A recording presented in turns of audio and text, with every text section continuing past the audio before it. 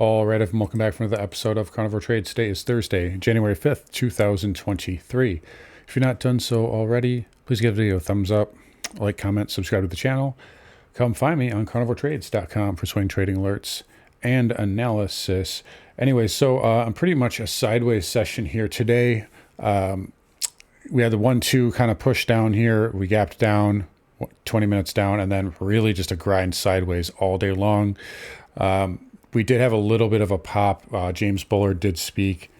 Basically, he said that rates were at an appropriate level, essentially, so insinuating that the Fed wasn't going to hike or won't hike anymore. But then he also said that we'd leave rates higher for longer, so kind of a mixed kind of bag from him. Overall, the markets popped off that, and then we kind of just faded slowly into the close. The reason for the gap down today, markets were actually up pre-market. A lot of things were actually getting a decent bid in the morning. We had the ADP number that came in way hotter than expected. And obviously markets did not like that. Now, we didn't see massive dumping, though. It wasn't like panic dumping. You see the VIXy here only up 82 basis points. The VIX was up 2.36%, but did not even close at the highs of the day here. You see the close there on the VIX versus the spiders. It's closing basically at the lows of the day, just off the lows rather.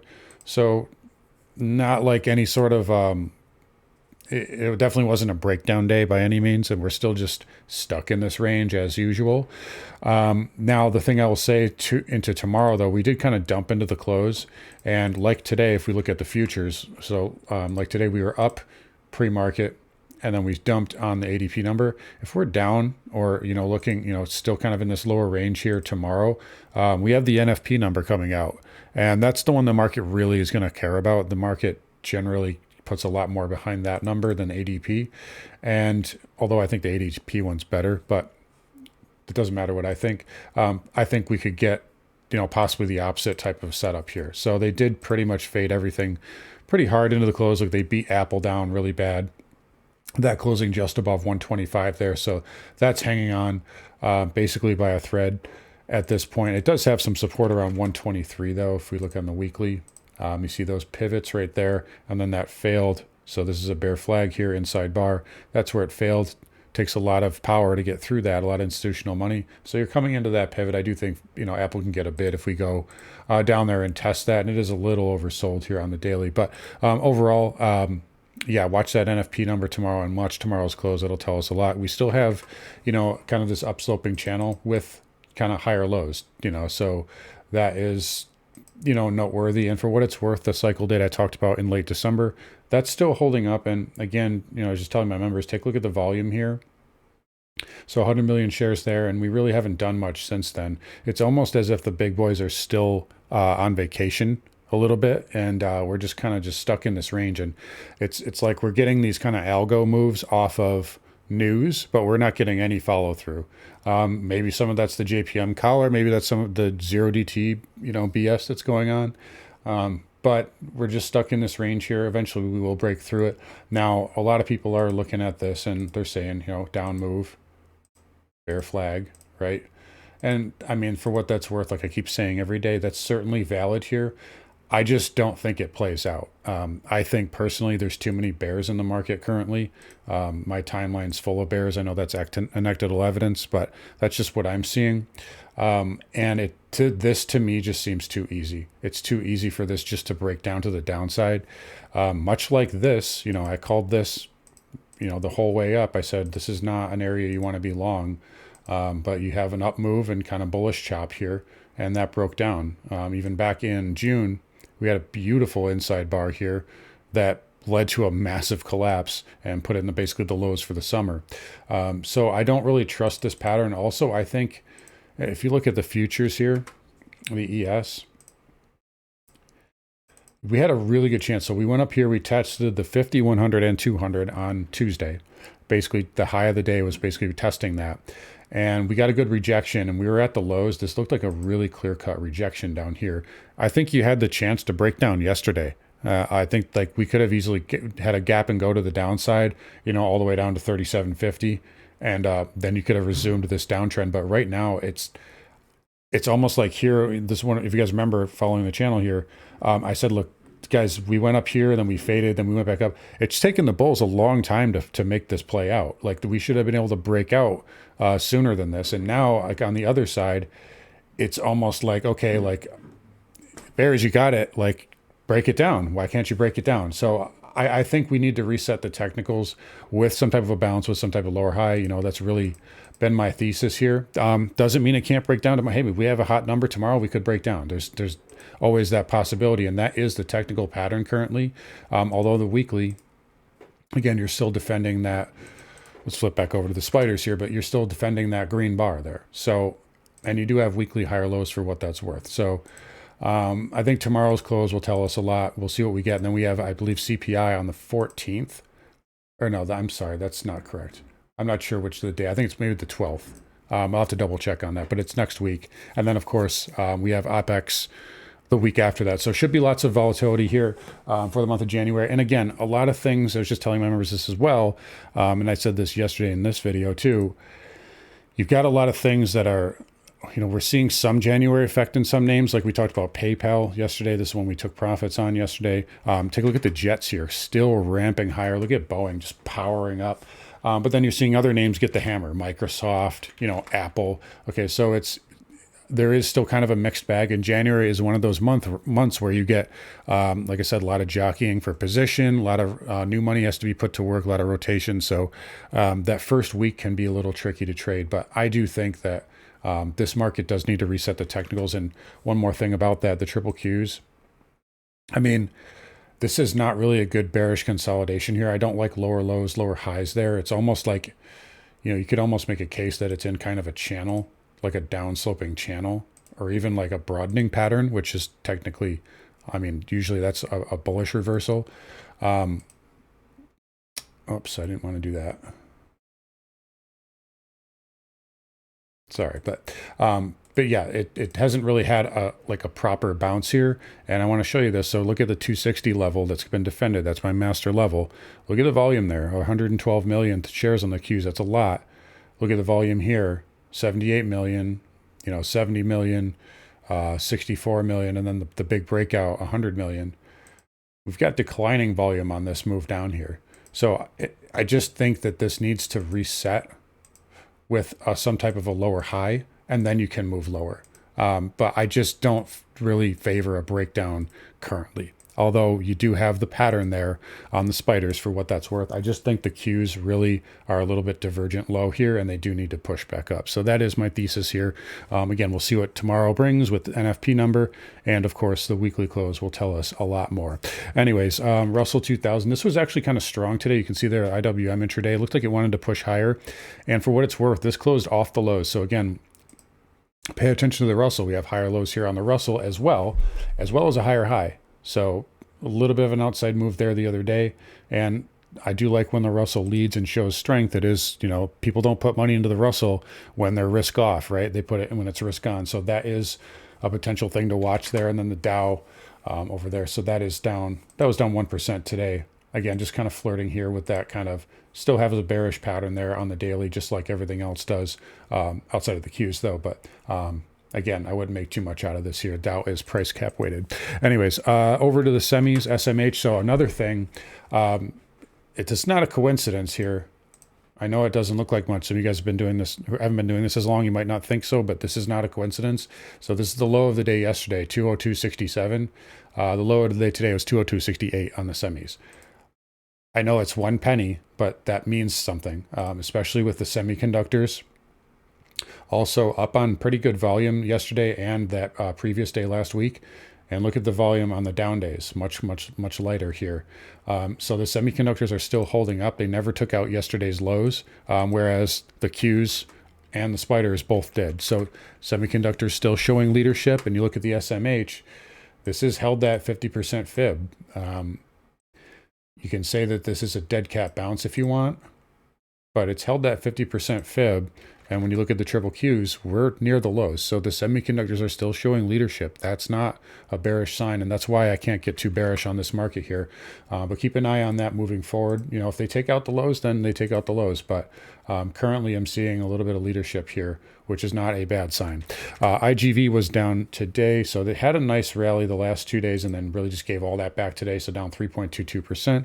Again, Monday, the markets were down. IGV was up. Yesterday, they were both green. Today, it was red. So again, we're kind of seeing this kind of turn taking. Some things are getting bids on other days. Some things are not getting bids. But, IGV, I would prefer it to not take this low out here. But again, we'll see what we get tomorrow. But that is a little bit of a pretty sizable sell-off there, down 3.22% with a little bit of an uptick in volume. So cloud on the weaker side. Dow Transports here, an inside day, down 1.5%. This did take out the low of yesterday, but it did not close below the low. So still a possible inside bar setup there. And again, like we did close above that pivot. So did get a little bit of an outside range there yesterday. I think if this can get above that 120 moving average, then it can get a move here. But again, remember that weekly pattern. This will come into play soon. I just don't think it's quite ready yet, but that is a failure. And that is not a good sign for the market. Interest rates. So rates did get a bid here, although they came pretty sharply off the highs. You see the TNX gapped up this morning on the hot jobs number, then backed off quite a bit. The 2-year here. So this is interesting to me. Bonds still seem to be calling BS on basically everything the Fed's saying. So the 2-year is lower here. Now, okay, so basically Bullard's insinuated today that rates are not going to go higher. And the jobs market too is like, it came in hot, but I don't think bonds are really confirming that. And basically you just look at the 2s and 10s and look at the 3-month 10-year, that's a new low. So down 92 basis points now. That looks like the market is not, that does not look like a market that's pricing in a hot jobs number to me, if you ask me. But yeah, 2-year was lower today. And then you had the 30-year green. So that recovered all the losses and was up 12 basis points. You see that? Recovered all of those losses and then some. And it's actually shaping up right now. So the bond market does seem to be calling BS on the ADP number. And yesterday I said it was calling BS on the Fed. So we'll see what we get here. But ZB holding up a little bit better. I still would feel better about the TYX or 30-year, however you want to call it, if we had touched that 40-50 area. But we never quite got there. But, for what it's worth, 30-year is holding up a little bit better now. Anyways, over to Home Builders XHB, again, outperforming. It did test yesterday. It basically tested that gap fill 20 moving average, and he closed back inside of yesterday's range. So that holding up okay. ITB, same thing, tested the 20 moving average, got a bit off that. So Home Builders continuing to show leadership here, and we'll make note of that moving forward. VNQ on the weaker side, down almost 2.75%. This is not a good pattern here. I do not like VNQ currently. That is a rejection there of that previous support level. So VNQ in trouble. XLF backing off a little bit today, but did come off the lows. So again, we basically, for all intents and purposes, filled that gap, and we got a nice bid. So fins, and it's another thing too. This is another sector that's held up well. Look at, this is where we closed the year last year on the XLF, 34.20. We're sitting at 34.61 right now, and that's after being down 0.75% today. So you're seeing fins kind of hold up here, and it's a little strange, right? So bonds are bidding, fins are bidding, certain tech stocks are bidding. Roku was up pretty nicely today off a subscriber number. PayPal was up nicely. The other day, or last couple of days, we, like I said, we did take profits on this one. So it's like there's kind of a mixed bag, and it's not really sensible. Look at crude here, for instance. Crude barely positive on the day, and then you look at XLE, big power candle. So that first week of January, like I said, I want to see this kind of shake out a little bit before I can really get a handle on this market. But for what it's worth, XLF holding up. And it is backing off that trend line for now. We'll see what it does here. This is into resistance in the short term. Broker dealers are a weak pattern here. Down move inside bar. You can see it even better on the weekly. If this matures a little bit, this will be a short as well. Over to crude now. So basically positive here, scratched out a small gain. again, not a pattern of strength. You closed below this pivot low yesterday. I do think crude wants to go lower, and you had an uptick in volume the last 2 trading days. So that does suggest there's some momentum behind it. Is there a chance it can rally back up and put in the inverse head and shoulders? There's a chance, but I think that chance is starting to fade, especially given that you lost that pivot the other day. So I do think crude wants another leg down, possibly to that 200-week moving average, maybe even a pierce of it. Again, I think a lot of people are going to go long right there. And a lot of the time when that happens, you get a pierce and, basically stop those guys out. So we'll see what crude does here. But for right now, I am not doing anything with it. XLE, again, just stuck in this range here. But again, this is still technically bearish consolidation of this down move, but it's holding up better than most of the rest of the market. XOP, again, got a bid yesterday off that trend line and, managed to scratch out a 19-cent gain today. So green in a down tape, we'll give it that, but it still has to get back above this trend line to negate this breakdown. So just be aware of that. And then OIH also holding up well as well, but still back below this trend line here. Again, still think OIH is going to 250.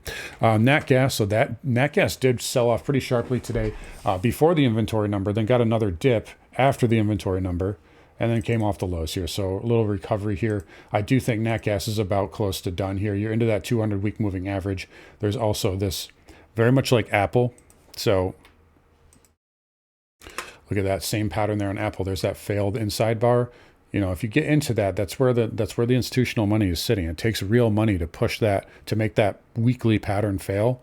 And on nat gas, you got the same thing. So, right in this area, I know these lines are kind of sloppy, but, right in that area, down move, inside bar, and then it failed. It requires institutional money for that. You also have the 200-week moving average and the 50-month moving average. So, you're also through the 200-month moving average for what that's worth going into this green monthly bar. I think nat gas is about done here. It might not be tomorrow, it mightn't be till next week, but this is, it's down 50% in the last 2 or 3 weeks here. I think it's probably got to go back up and test this pivot around 475, maybe even $5. So I do like nat gas down at this area. Anyways, dollar index. So got a bid today, as you'd expect, with the hot jobs number up 88 basis points.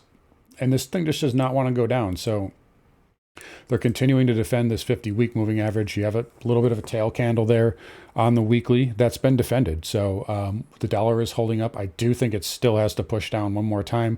We'll see. Maybe the NFP number tomorrow just slams this and we go to lows. So for right now, a little bit neutral on the dollar, but I do think it does have one more leg down. Gold took a pretty good hit today, so it didn't quite get to 1875, 1871 spot 30. So that's where it got to. Technically, you did have an engulfing reversal today, but it isn't broken. This could put in a higher low and put in one more pop. I wouldn't rule that out. I just don't think it's going to get much through 1875, 1880, 1885. So pretty good reversal there, again, with yields up. That is the case. The dollar was up as well. No surprise there. And then obviously silver as well. There's a rising wedge. Nice breakdown there. I was even considering, if we had bounced off of this trend line today and went up here, I might have even shorted it myself. But nice little break of that trend line. This should have a pit stop at 22. I think a lot of longs are sitting right there, though, and I think they might get wiped out. I think 21's a little bit better of a level. And you could get through that, too. But you can see your fibs there. So 21.94 is your 382. You got these pivots in here, green bar. The 50% fib, though, with that 21 handle, 200 moving average, 100 up sloping. I like this area a lot better. If you get through that, the 618 is a home run, if you ask me. But we'll have to see what it looks like when it gets there, or if it even gets that low. But nice little breakdown there on silver. Again, this was just overbought. It needs to pull back into that trend line. Trade just got a little crowded here. But yeah, nice move off the lows for silver, and it is in correction mode now. Platinum also backing off. Again, I said this needs to cool off as well, but nice bid there. We'll see what this does. First stop should be at this trend line, back testing it. That might coincide with the 20-period moving average, so we'll see if it gets a little bit of a bounce there. But yeah, platinum's had a nice run. We'll see. Maybe this does need to go into corrective mode as well. Copper here, nice bid off the lows, up 2.33%, so nice move there. It's got a chance to close above the 200 moving average tomorrow, so we'll definitely give that a look tomorrow. That would be the first time since June 2nd Wow, so big, been a long time. And then, of course, again, we're still watching this weekly inside bar. 396, if it closes above that, that is very bullish. But I like this inside bar here on copper. I like what that's doing. So maybe it might need another week or so, but copper is holding up really well. So we'll definitely make note of that moving forward. And then over to Bitcoin, not a whole lot going on here, basically flattish to positive. It did get a bit, and it actually finished off the lows a little bit. So you can see here higher lows intraday, and this did not participate in the sell-off. Neither did Ether. Ether actually holding up decently well as well. So maybe a little bit of a leading indicator into tomorrow, maybe some risk going on. Who knows? Bitcoin's kind of decoupled right now, so it's hard to do a lot with it right now. I do not like that weekly pattern for what it's worth. Anyways. All right, so futures are basically slightly positive right now. We closed near the lows of the day. Again, watch the NFP number tomorrow. If we're down pre-market in the futures, I'd have to think we probably bid up. If they were going to front run this to the downside like they did in June, we would have seen a lot heavier volume, and they wouldn't have waited to the last 10 minutes. And they wouldn't have waited till tomorrow morning either, I don't think. So we'll see you tomorrow. If we're down into that, I favor an up move. If not, then maybe we get a down move. Maybe we get a breakdown here. But for right now, I just think there's too many bears in the market. And I think this pattern is too easy of a play, much like this bullish pattern here was too easy of a play in December. Anyways, guys, going to wrap it up here. You guys take care. Come find me on carnivoretrades.com. Talk to you all tomorrow.